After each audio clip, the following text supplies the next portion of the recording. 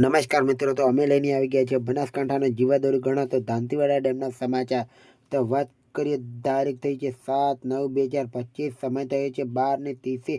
તો વાત કરીએ હવે દાંતીવાડા ડેમમાં ભરપૂર આવક જોવા મળી રહી છે, કારણ કે બનાસકાંઠામાં વરસાદી માહોલ જામ્યો છે અને આવકમાં પણ ભરપૂર આવક જોવા મળી રહી છે, કારણ કે ઉપરવાસમાં સારા વરસાદના કારણે આવકમાં ઘટાડો જોવા મળતો નથી। તો વાત કરીએ હવે આવકની, તો 29,977 ક્યુસેક પાણીની આવક ચાલુ છે અને સપાટીની વાત કરીએ તો 590.25ની સપાટી પાણી પહોંચી ગઈ છે મિત્રો।